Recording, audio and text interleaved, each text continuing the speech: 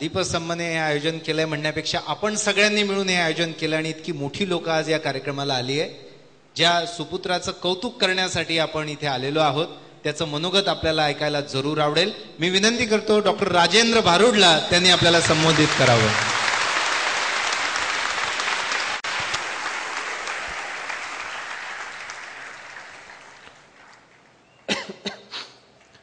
आदरणीय अतिथीगण आणि इथं जमलेले सर्व विद्यार्थी आणि त्यांच्या पालकांनो, इथं सर्व विद्यार्थ्यांना आणि त्यांच्या पालकांना विशेष करून हे ऐकून घ्यायचंय की जे यश मला मिळालं 6 महिन्यात अभ्यास करून त्याचं सिक्रेट काय, त्याच्या मागचं रहस्य काय. तर मित्रांनो, असाच एक प्रश्न एकदा पाश्चात्य देशामध्ये एका माणसाला पडला होता. तो मग तिथल्या एका महान फिलॉसॉफरला, तत्वज्ञानाकडे गेला. सॉक्रेटिसाचं नाव होतं. की हे सॉक्रेटिस, यशाचं रहस्य काय, यशाचं गुपित काय. मग सॉक्रेटिस त्याला म्हणाले की तू एक काम कर, तू उद्या सकाळी ये आणि सकाळी तू मला या तलावाच्या किनाऱ्याजवळ जाऊन भेट. मग तो माणूस काही बोलला नाही. तो बोलला ठीक आहे. उद्या सकाळी त्या तलावाच्या किनाऱ्याजवळ जाऊन तो माणूस उभा राहिला. काही कालानंतर सॉक्रेटिस आला. मग त्याला सॉक्रेटिस सोबत घेऊन त्या तलावाच्या मध्ये आला, तलावाच्या बिलकुल सेंटरला, आणि काही न बोलता त्या माणसाला मागून पकडलं आणि पाण्यात खाली बुडवलं.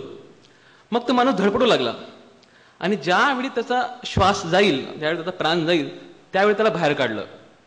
मग सॉक्रेटिसला तो रागावाने म्हणाला की काय लावले तुने, मी तुला यशाचं रहस्य विचारायला आलो आणि तू मला पाण्यात बुडवतोय. मग त्यावेळी सॉक्रेटिसने जी गोष्ट त्याला सांगितली ती फारच मला इन्स्पायरिंग होती. तो म्हणाला, ज्यावेळी तू पाण्यात बुडाला होता आणि तुझे प्राण जाणार तुला असं वाटत होतं, त्यावेळी तुम्ही काय केलं. तो माणूस म्हणाला की मी ऑक्सिजनसाठी फार धडपड करत होतो, हवेसाठी. मग सॉक्रेटिस त्याला म्हणाला की हीच धडपड, हीच तन्मयता, हीच मनातली जिद्द तू यशासाठी वापर. तू जर ती धडपड, ती तन्मयता दाखवली यश मिळवण्यासाठी तर यश नक्कीच मिळेल. मित्रांनो, असं बऱ्याच पालकांना वाटतं की मी जरी खेड्यागावातल्या भिलाटीतला असेल तर काहीतरी एक्सेप्शनल पोरगा आहे. असं काहीच नाही. बिलकुल मी साध्या गावात आहे. माझ्या गावात कोणी अजून नोकरीला नाहीये. 10वी 12वी जेमतेम पास झाले लोक आहेत. माझ्या पूर्ण फॅमिलीमध्ये कोणी शिकलेलं नाहीये. माझा भाऊ डेड झाला फक्त, बस. आमच्या पूर्ण पिढी सर्व इलिटरेट आहेत. सांगायचा अर्थ मित्रांनो, प्रत्येक माणसाला देवाने मेंदू सारखाच दिला असतो. 1350 ग्राम हे साधारण माणसाच्या मेंदूचं वजन असतं. माझं पण तेवढंच वजन आहे. पण त्या मेंदूचा कसा, कुठे आणि आपण कशा प्रकारे त्याचा वापर करू शकतो, योग्य वेळी योग्य प्रकारे जर तुम्ही वापर केला तर तुम्हाला यश नक्कीच मिळेल. पण आपण काय करतो, हे जे तरुण वय असतं 18 to 25, ह्या एजमध्ये आपण जनरली भरकटतो. हे कॉलेज वयमध्ये मुलं मुली काय करतात सर्वांना माहिती आहे. 95% पोरांना वाटतं की हे मजेचं वय आहे. हे वय आता वाटतं की काहीतरी गप्पा टप्पा, कॉलेज फिरणं, हे याच्यामध्ये स्पेंड करूया. पण आज जेही IAS किंवा IPS अधिकारी होतात त्यांची ऍक्च्युअली जो ट्रेनिंग सुरू होते मसुरीला, त्यावेळी त्यांचं पहिलं लेक्चर किंवा दुसरं लेक्चर हे president of India, prime minister हे लोक देतात. आणि त्या ठिकाणी जी मजा असते, इन सेन्स रिस्पॉन्सिबिलिटी तर असतेच पण मजा पण असते.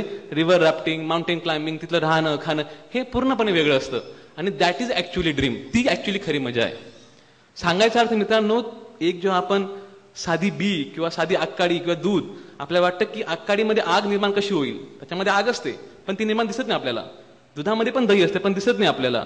आणि एका सीडमध्ये, एका बीजामध्ये पण वृक्ष असतं पण ते दिसत नाही.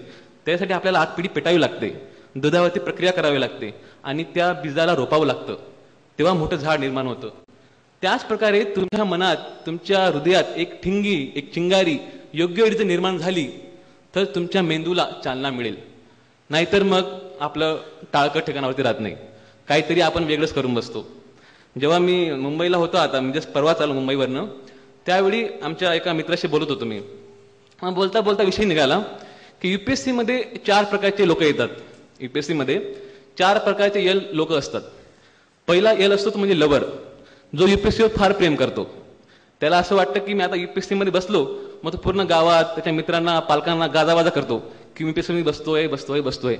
आणि तो स्वप्न रंगवतो की आता माझ्या आयुष्यात काही कालानंतर गाडी येईल, बंगले येईल, नोकर असतील, चाकर असतील. आणि त्या स्वप्नामध्येच, त्या प्रेमामध्येच तो भरकडून जातो आणि तो 2-3 वर्ष प्रिलिम पण क्वालिफाय होत नाही. दुसरे असतात, ते असतात लुजर्स. असे लुजर लोक 2-3 वर्ष नापास झालेले दुसऱ्यांना डिस्करेज करतात की 18 तास 20 तास अभ्यास करावा लागतो, एवढी मोठी मोठी पुस्तकं असतात. पण मी UPSC पास झालो, एवढे पुस्तक अजून पाहिलं पण नाही मी. 18 तास तर अभ्यास करायची गोष्ट वेगळी. जेव्हा माणूस 2-3 तास जरी अभ्यास करतो त्याला मेंटल फटीग येतात. मेडिसिनमध्ये एक आम्हाला कन्सेप्ट असतो, त्याच्यामध्ये न्यूरॉनल सिनेप्स ज्या ठिकाणी जंक्शन असतं त्या ठिकाणी न्यूरॉन बाहेर येतात आणि 2-3 तासानंतर ते न्यूरॉन संपतात. मग त्याला परत करण्यासाठी त्याला 15-20 मिनिटाचा ब्रेक घ्यावा लागतो, अन्यथा तो जे वाचतो ते सर्व डोक्यावरून जातं. आणि तिसरे जे प्रकारचे असतात ते लोक ते असतात लिनर. लिनर म्हणजे दुसऱ्यावरती अवलंबून राहणारे. ते म्हणतात तू अभ्यास कर आणि मला सांग, तू नोट्स काढ, मी झोरास मारेल आणि करेल, तू काहीतरी कर आणि मला नंतर दे, म्हणजे आयते खाऊ लोक. आणि चौथ्या प्रकारचे असतात ते असतात लीडर. ह्या पहिल्या तिन्ही कॅटेगरीमध्ये लोक कधीच यशस्वी होत नाही.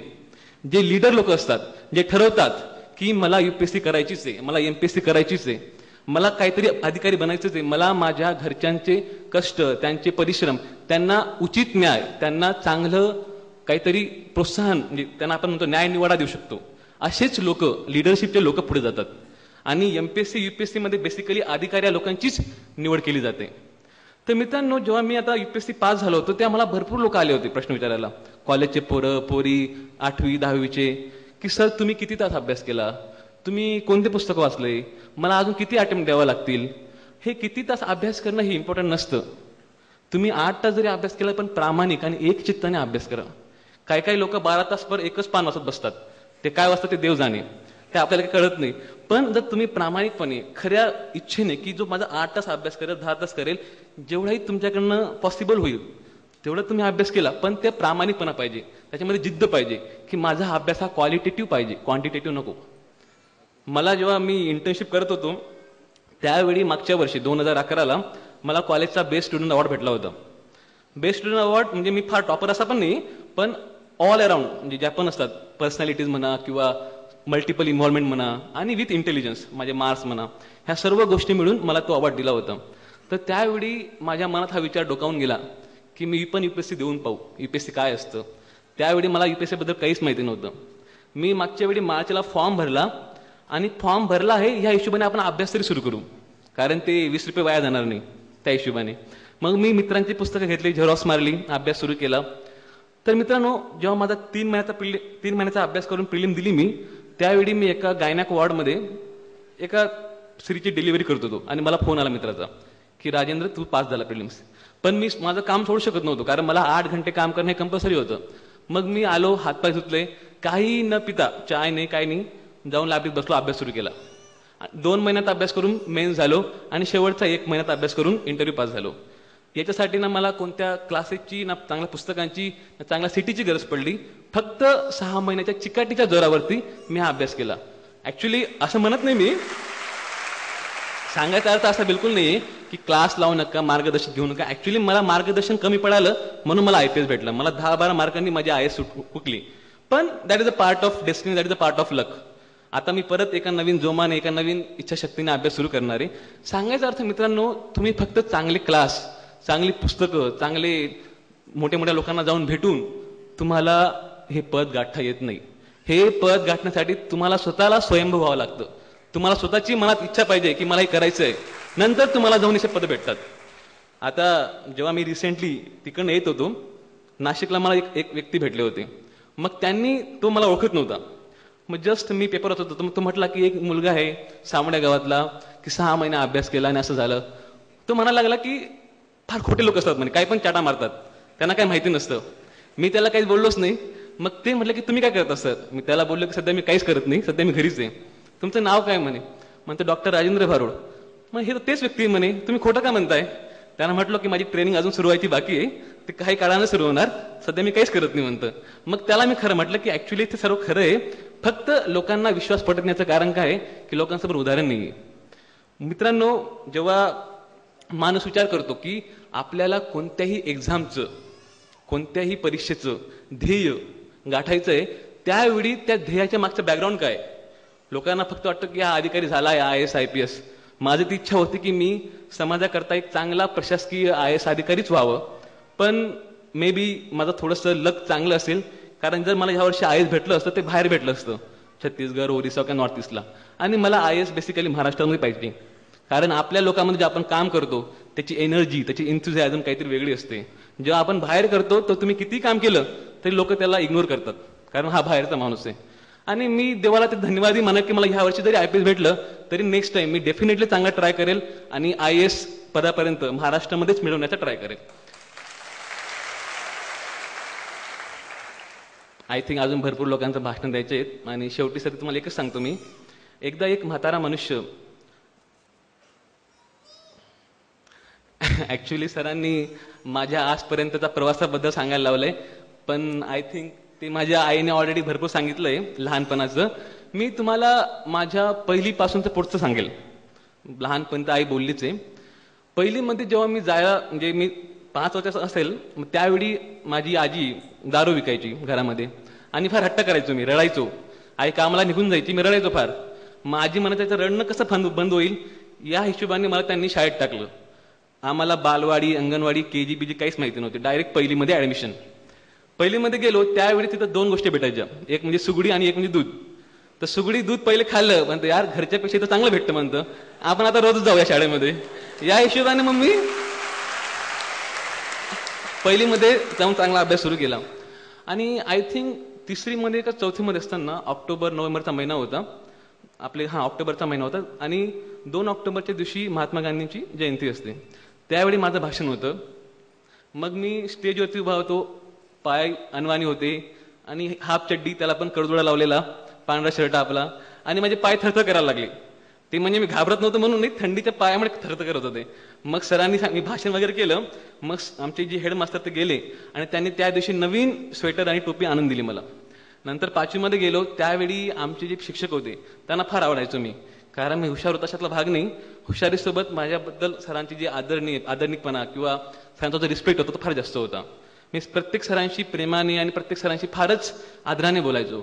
मग त्यांना वाटायचं की एवढा नम्र मुलगा आहे तर भविष्यात काहीतरी चांगलं व्हायला पाहिजे. त्या हिशोबाने त्यांनी माझा नवोदयचा फॉर्म भरला. आणि घरच्यांनाही माहिती नव्हतं, मलाही माहिती नव्हतं. त्यांनीच कोचिंग केली, तीच एक्झामला घेऊन गेली, त्यांनीच फोटोग्राफर काढून चिपकवले आणि नवोदय पास झालो मी. नवोदयमध्ये आल्यानंतर त्या ठिकाणी सेंट्रल बोर्डचं एज्युकेशन असतं, CBSEचं, आणि ते पूर्ण फ्री ऑफ कॉस्ट असतं. जर मला नवोदय भेटली नसती तर इन केस मी इथपर्यंत आलोच नसतो. त्या ठिकाणी गेल्यानंतर माझे पूर्ण बौद्धिक, शारीरिक आणि शैक्षणिक गुणांचा विकास झाला. आणि 10thला मला मॅथ्स सायन्स ग्रुपमध्ये 95% म्हणून टॉपर होतो मी. आणि 12thला PSM ग्रुपमध्ये आपला जो होता PCMचा ग्रुपचा त्यांना 90% होते. मग एवढे चांगले मार्क मिळाल्यामुळे त्यावेळी आम्हाला गायडन्स काहीच नव्हतं. आणि प्रत्येक चांगले मार्क मिळवलेला विद्यार्थी इंजिनिअरिंग का मेडिकल करतो, म्हणून मी पण मेडिकल एंट्रन्स दिली. आणि मी त्यावेळी एस्टिमेट टॉपर होतो महाराष्ट्रामध्ये. मला 97% म्हणजे 194 मार्क होते. आणि याच्या बेसिसवरती मला गव्हर्नमेंट कॉलेजला मुंबईला ऍडमिशन मिळाली. तर मुंबईच्या ठिकाणी असताना माझा हा जो प्रवास होता ग्रामीण भागातला आतापर्यंत, की तुम्ही तुमच्या यशाशी नेहमी निगडीत राहा. तुम्ही तुमचा जो दृष्टिकोन, जो फोकस आहे तो कधीच डायव्हर्ट होऊ नका द्या. म्हणून मी मेडिकलच्या मुंबईसारख्या महानगरीमध्ये असताना तुम्हाला भरपूर गोष्टी दिसतात. तिथं तुम्हाला प्रत्येक मायानगरीसारखी म्हणजे तुम्हाला तिथं सिनेमाज, काहीतरी मोठे मोठे मॉल्स किंवा चांगल्या चांगल्या मुली सर्व तुम्हाला दिसायला भेटतात. पण त्यावेळी तुम्ही जर ठरवलं की मला माझं ध्येय, माझं मन एक चांगल्या फोकस दृष्टीने फक्त अभ्यास आणि जेही असतील पॅरा अकॅडमिक ऍक्टिव्हिटीज, कल्चर म्हणा, स्पोर्ट्स म्हणा, ते करून तेवढंच करायचं, बाकी सर्व बंद. मग त्या हिशोबाने मी माझा कारकीर्द सुरू केला. First year to last year चांगले मार्क पडत राहिले आणि सरांनाही फार आवडायचो. आणि जेव्हा लास्ट टाइम मी डिसिजन घेतली तर सरांना शॉक पडला की आपल्या कॉलेजचा बेस्ट स्टुडंट विद्यार्थी आता UPSC करतोय. मग लोकांनी मला परत समजवलं, सायकॅट्रिस्ट लोकांनी, की त्याला याला काहीतरी थोडंसं मनामध्ये काहीतरी प्रॉब्लेम झाला असेल, की अचानक कसं काय डिसिजन चेंज करतोय. मग त्यांनी म्हणजे कॉन्फरन्स घेतली, राऊंड टेबल कॉन्फरन्स मध्ये बसवलं मला आणि सरांनी सुरू केलं की UPSC मध्ये 2 वर्ष लागतात, 3 वर्ष लागतात, सांगता येत नाही, करिअर पूर्ण अनसर्टन आहे. मी त्यांना म्हटलो, मला ती तानाजीची गोष्ट आठवली त्यावेळी, की ज्यावेळी तानाजी कोंढाणा किल्ला सर करत होता त्यावेळी त्याचे मावळ्यांसाठी परतीचे दोर कापून टाकले होते. त्यांना म्हटलो, सर मला माहिती की मी पुढे जर मेडिकल करिअर चूज केलं तर काहीतरी DM कार्डिओ काही रेडिओलॉजिस्ट होऊ शकतो आणि स्वतःसाठी फार काहीतरी कमवू शकतो. पण माझ्या समाजाचं काय? ज्या लोकांमध्ये मी राहिलोय, खेळलोय, ते लोक आजही गरीब आहेत, ते लोक आजही अडाणी आहेत आणि त्यांची पुढची पिढी ती पण तशीच राहील. मला त्या लोकांना बदलायचंय. मी समाधानी मेडिकल करिअरमध्येही होतो, आधी तेवढा समाधानी. असं नाही की मला फार जास्त आनंद झाला. समाधान हा फॅक्टर डिफरंट आहे, पण लोकांसाठी काहीतरी करायची इच्छा ही माझ्यामध्ये फार प्रबळ होती. जेव्हा मी प्रिलिमचा अभ्यास करायचो तेव्हा रात्र मला अक्षरशः झोप लागायची नाही. मला काही इन्सोम्निया वगैरे आजार झाला नव्हता, झोप लागायची इन द सेन्स मला दिसायचं की आपला जो वेळ आहे आपण झोपेत कमी टाकावा आणि एकूण एक क्षण, एकूण एक मिनिट माझ्या ध्येयाला कसं गाठणार याच्याबद्दल विचार करावा. आणि मित्रांनो, ह्या कालावधीमध्ये हा जो प्रिपरेटरी टाइम असतो हा कोणीच विचारत नाही तुम्ही कसा अभ्यास केला, काय केला. पण जेव्हा रिझल्ट येतं तेव्हा सर्व लोक अशा प्रकारे त्याचं कौतुक करतात. बॅकग्राऊंड तुमचं काही असेल, आज मी जरी भिल्ल समाजाचं असेल तरी सर्व तुमच्या लोकांसमोर भाषण करतोय, याचं कारण हेच की माझ्यामध्ये काहीतरी गुणवत्ता आहे ही तुम्हाला दिसली. तीच गुणवत्ता तुमच्या अंगातही आहे, ती तुम्ही बाहेर काढा. मी शेवटची एक गोष्ट सांगतो एका म्हाताऱ्याची. एकदा त्याचं जेव्हा लाईफ संपलं होतं, जीवनाच्या शेवटी तो किनाऱ्याच्या समुद्राच्या किनारी चालत होता. त्या ठिकाणी त्याला 2 प्रकारचे ठसे दिसले. त्याने ओळखलं की एक ठसे तर माझीच आहेत, दुसरे कोणाचे असतील. मग त्याने काही काळ विचार केला की हे तर देवाचे ठसे असतील. देव माझ्यासोबत होता, माझ्या पाठीशी होता आणि त्याने मला हेल्प केली वेळोवेळी, त्यामुळे मी इथपर्यंत चालत आलो, माझा शेवट चांगला झाला. पण त्याने पाहिलं की ज्यावेळी माझ्या लाईफमध्ये खरे दुःख होते, खरे संकट होते, त्यावेळी फक्त एकच ठसे आहेत. मग त्यावेळी देव कुठं गेला होता? त्यावेळी देव मला विसरून गेला होता का? मग त्यावेळी देव तिथे येऊन प्रकटले आणि त्याला म्हटले, अरे मूर्खा, त्यावेळी तुला माझ्या खांद्यावरती घेतलं होतं आणि त्यावेळी तुझी संकटाची तीव्रता कमी झाली. तर मित्रांनो, ती संकट, ती दुःख जेव्हाही माझ्यावरती आले तेव्हा माझी आई, माझे शिक्षक, इथे माझे काका मावशी बसलेत, त्या लोकांनी ते संकट कमी केली. आणि मला कधीच पैशाचा म्हणा, घरी जरी आईने कर्ज काढलं होतं माझ्या शिक्षणासाठी, आजही आमच्या घरची परिस्थिती काही चांगली नाहीये, पण तरी त्यांनी म्हटलं की बुवा तू कर, कष्ट आम्ही करू, संकट आम्ही घेऊ, आणि तू फक्त अभ्यास कर. एवढं बोलून मी माझे 2 शब्द संपवतो. जय हिंद, जय भारत.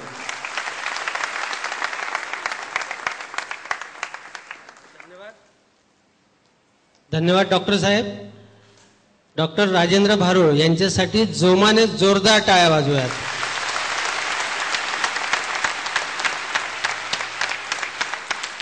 यानंतर आपण कार्यक्रमाच्या पुढच्या टप्प्याकडे वळतोय. दीपस्तंभचे 2012 मध्ये 75 विद्यार्थी पोलीस उपनिरीक्षक झालेत. त्यापैकी 18 विद्यार्थी हे धुळे आणि नंदुरबार जिल्ह्याचे आहेत, याचा मला अभिमान वाटतो. त्यातील पहिला विद्यार्थी हेमंत विठ्ठल देवरे आपल्या परिवारासोबत मंचावर येईल. मी विनंती करतो आदरणीय दहिते बापूंना आपण हेमंतला या ठिकाणी गौरवित करावं.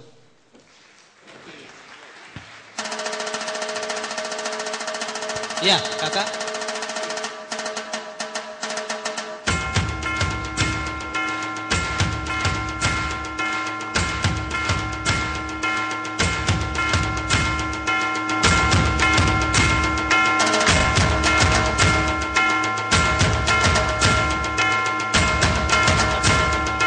यानंतर गणेश बापूपुरी बुवा, दीपस्तंभच्या शिष्यवृत्ती योजनेतून शिकलेला विद्यार्थी.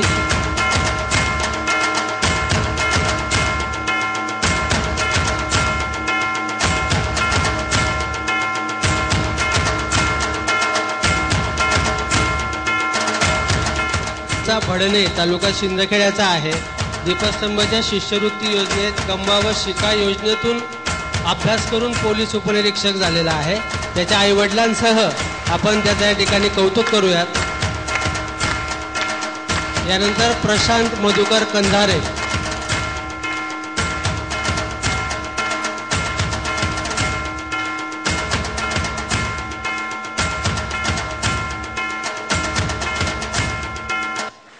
प्रशांत मधुकर कंधारे मूळचा धुळ्याचा आहे. आपल्या आईवडिलांसोबत पालकांसोबत या ठिकाणी सत्कार स्वीकारेल. प्रशांतसाठी जोरदार टाळ्या वाजवूयात. मी विनंती करतो आदरणीय दहिते बापूंना आपण पुन्हा एकदा प्रशांतला या ठिकाणी गौरवित करावं.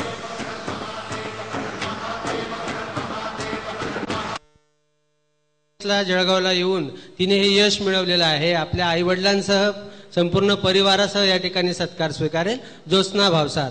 मी विनंती करतो राजेंद्र भारुळ IPS यांनी ज्योत्स्नाला या प्रसंगी शुभेच्छा द्याव्यात आणि आपण सर्वांनी जोरदार टाळ्या वाजवाव्यात. भरारी घेऊया उत्तुंग भरारी घेऊया. मुलींच्या टाळ्या हव्यात. उत्तुंग भरारी घेऊया उज्ज्वल भविष्यासाठी एक दिलाने उमटू दे. धन्यवाद. यानंतर राजश्री खैरनार, मूळची धुळ्याची आहे. मी पुन्हा एकदा विनंती करतो राजेंद्र भारुड यांना, आपण राजश्रीला या प्रसंगी शुभेच्छा द्याव्यात. यानंतर कन्हैया शिंदे, रवींद्र भालाकरे, भरत चौधरी हे सत्कार स्वीकारणार आहे. मला मुलींची विशेष दाद पाहिजे आहे.